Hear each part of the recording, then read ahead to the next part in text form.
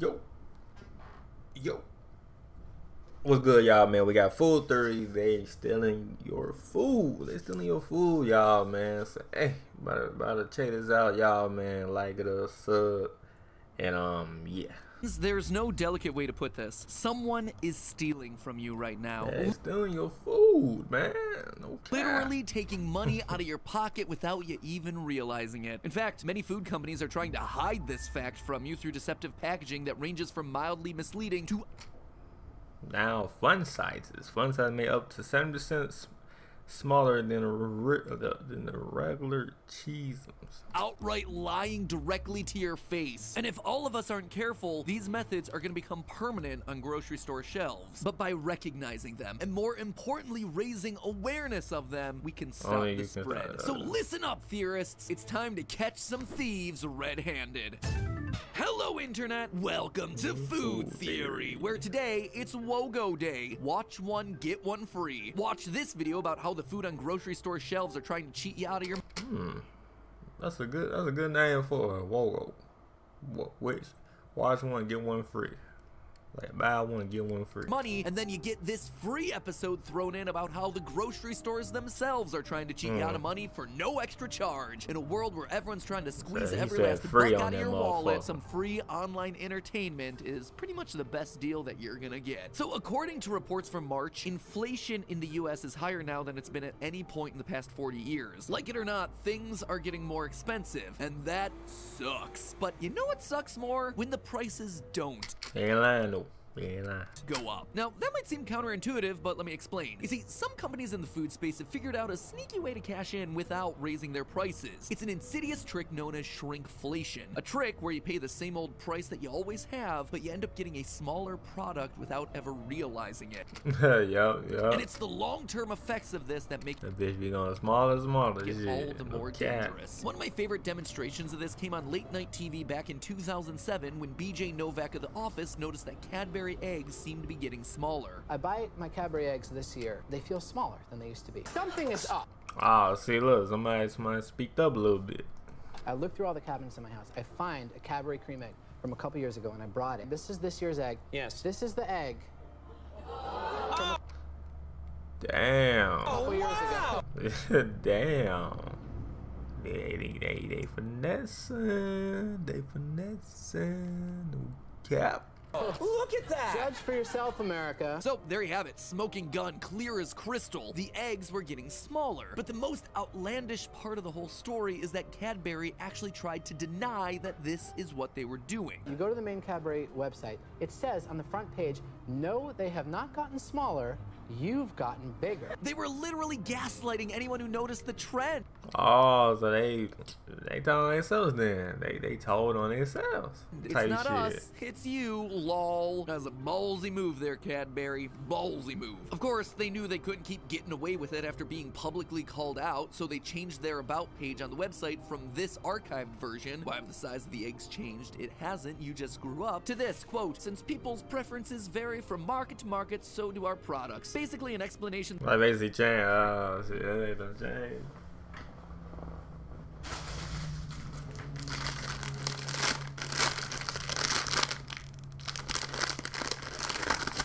That amounts to, we made the eggs smaller and we thought we could get away with it by lying to you until we were called out on national TV. This, my friends, is shrinkflation. Products becoming smaller over time to give you less bang for your buck. All while keeping you in the dark about it. You might think that this is just a crazy one-off example, but it's happening everywhere. Case in point, this is what a Doritos bag looked like several years ago, and this got right here. Really bad. This is what it looks like in 2022. Notice anything different? No? Well, that's kind of the point. But if you zoom in and enhance there down in the corner, the old bag has a net weight of 9 3/4.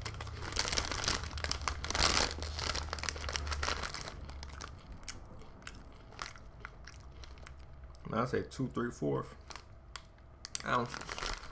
ounces, or 276.4 grams. The new bag has a net weight of 9 1/4 ounces, or 262 grams. That's a difference of around 5 chips per bag, and yet we're still paying the same price. Same cost, less product. Earlier this year, Frito-Lay was actually confronted about it, and they explained by saying, quote, inflation's hitting everyone. We took a little bit out of the bag so we can give you the same price, and you can keep enjoying your chips. Wow, thanks there, Frito-Lay. Really doing us a solid by giving us less chips for the same price. Now, their explanation on the surface would seem to make sense. In the US, inflation levels are now at a record high, climbing above 8% in the past few months, higher than they've been at any point in my lifetime. Everything is getting more expensive, and that's gonna affect everyone, including the food manufacturers. If Doritos is paying more for the ingredients that go into the chips, then they have two options. They can charge more money for the same product, or they can charge the same amount of money for less product. It seems like a fair position for them to take, but there's something that's a bit more insidious going on, because most of us aren't actually consciously choosing to pay the same amount we've been paying to get less food. Chances are you've probably purchased products like this without realizing that you were getting less for your dollar. After all, are you really going to be able to tell the difference if the Doritos bag has 5 fewer chips in it?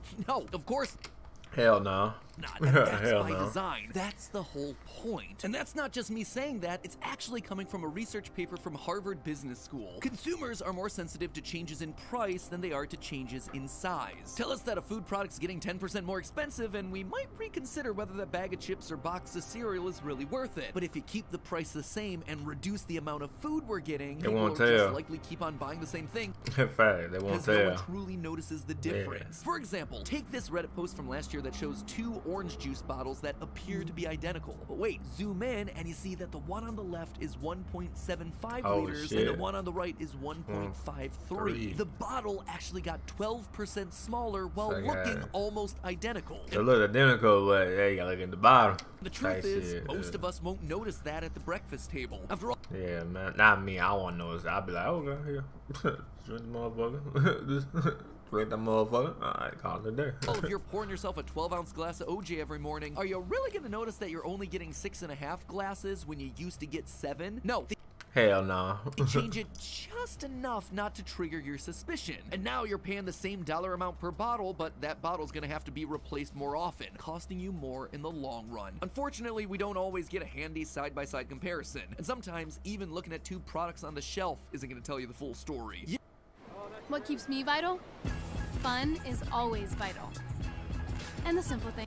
Years back, Skippy managed to change the amount of peanut butter that you were getting in a jar, while making the jars appear to be the same size. They kept the same width and the same height, but they put an indentation in the bottom. Then, after we had gotten used to that, they then deepened that indentation further. No matter how sharp your eyes may be, it's pretty darn tough to keep up with the shrinkflation meta. It's the kind of thing that seems invisible, and what's the big deal with a couple ounces here and there, but giving you 12% less liquid in the bottle is the equivalent of charging you 13.6% more for the same product, something that will definitely affect your grocery bill for the month. If they had actually raised the price, then you would have noticed, and you might have decided to buy a different product instead. But with shrinkflation, food companies are able to blind us to the reality that things are getting more expensive. So, how do you avoid falling victim to all this? For one thing, be on the lookout anytime the shape of the packaging changes. For example, take a look at these 2 boxes of Cinnamon Toast Crunch. It's almost as if they tried to hide the fact that the size, you can tell by the size though. The box on the right is smaller by making it slightly taller. Yeah. But if we pay attention to what really but it's probably ain't nothing in that bitch though. Type shit. Matters, the numbers, we can actually see that the box on the right only has 532 grams of cereal compared to the other box with 547. Sometimes companies will try to disguise the change by labeling the new packaging as new look, but yeah, they be doing that shit too. That's usually just disguising the shrunken size with marketing hype. Luckily, grocery stores usually just disguising the shrunken size with marketing hype. Luckily, grocery stores usually offer a useful tool, the price tag. When you're looking at a price tag, it's tempting to focus on the big number that you see up front, the one that says that you're paying $2.99 for a jar or $5.48 for a box, but ignore that. Instead, focus on the amount that you're paying per ounce or per unit. For one thing, that's going to help you find the better deals by buying the container that's cheapest per ounce. But more importantly, you'll start to notice when that number starts to creep upward, even when the big number displaying the price of the item seems to stay the $2.98, yep. same. But you know what? Even that isn't enough sometimes. Messed up on some more. Look at that. Take this example from astute Reddit user Has Anyone Seen My Mom, who discovered that Aldi's tikka masala simmer sauce has actually been watering down their product to the point where a 4th cup serving now contains 50 calories of food instead of the usual 60. On the surface, it looks like the portion size has gone up. Now it's 70 grams instead of 60 grams, but the jar has gone from 7 servings per container to 6. How's that for confusing labeling? I mean, that right there is the reason I tend not to use serving sizes when crunching the numbers for the show, just like we talked about last week. So if you crunch the numbers out, the jar on the left is giving you around 7 servings at 60 calories or 420 calories worth of food, while the jar on the right is giving you 6 servings at 50 calories or 300 calories worth of food. A whopping 29% less food, despite the fact that the jar actually looks taller due to all the water that they just added. And we know that's what they did too. Yep, for a fact that they're watering it down. You can tell that they just added water because the ingredients list has to list them in order of quantity. Yep, water, yep. And the jar on the left lists tomato as the first ingredient, while the jar on the right lists water as first, ahead of tomato, for what was supposed to be the same product. But hey, who's actually gonna go and read the fine? Oh, is that nobody don't be doing that shit. It's only some people that actually concerned. But nobody don't read that shit. Print, right? Business practices like these are why consumer watchdog groups are so important. One of my favorites is mouseprint.org, which is full of all kinds of examples showing how Sun-Made raisins, which used to be 22.5 ounces in a container, now gives you 20 ounces of dried fruit. How bars of soap have gotten 20% smaller. The best, though, are the toilet paper examples, which is like doing algebra on steroids. 1 mega roll equals 4 regular rolls, and each of those regular rolls is 2 ply, so how much toilet paper are you really getting? Well, doesn't matter. Any way you slice it, it's less across the board. We're going from 264 sheets to 244. It's enough to overwhelm you. And you see, that's the point. The other point, though, is that the sizes never go back up. It'd be one thing to shrink products in order to reduce costs during times when expenses are high, like now when the food industry is still recovering from production shortages, but the problem is they never bounce back. There is never a return to normalcy. I mean, why would there be? If you have no problem paying the same amount for less product and you don't know, but you paying the same amount, that's why. Why should they suddenly make the sizes bigger again? Instead, they stay small. They settle into a new normal before, hey, you know what? It's time to shrink again. Take, for instance, the toilet paper example that I just talked about. Consumer Reports has been tracking the information on toilet paper brands since 2009, only to find that the sheets have been getting smaller and smaller, while the rolls have been getting shorter and shorter, reducing the amount of paper that you're getting by over 20%. Again, you are getting 20% less product than what you were paying for a few years prior, and there is nothing that you can do to stop it, or is there? You see, the answer is to not let them get away with it. When you see packaging getting smaller to hide the fact that the products are getting more expensive, call companies out on social media. At a minimum, you'll be informing your fellow consumers, and if companies actually start to face significant backlash for it, it'll force them to start being more honest in their business practices. Public shaming has been proven to work when it comes to shrinkflation. Mondelez is the owner of Toblerone, and back in 2014, they reduced the weight of their bars by 25%. Literally a fourth of the product disappeared by adding more space between each piece. But then the public started to call them out on it, and they reversed the decision 2 years later. So it can be done. That, my friends, is why this is one of those instances when hashtag activism can actually make a difference. The reason companies have gotten away with this for so long is that we've been in the dark about what's really happening. But now there are whole subreddits dedicated to tracking these sorts of product changes. So stay informed, share that information with others, and call out the businesses that you see doing this with their shiny new packaging. If not, the products aren't going to be the only thing shrinking. Your wallet will as well. But hey, that's just a theory. A food theory. Food theory. Bon appetit. Hey. Shit crazy. I gotta say, man, shit crazy. That shit good too, ain't gonna lie.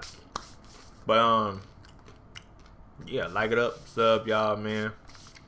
And yeah, shit crazy, y'all. But yeah. Peace.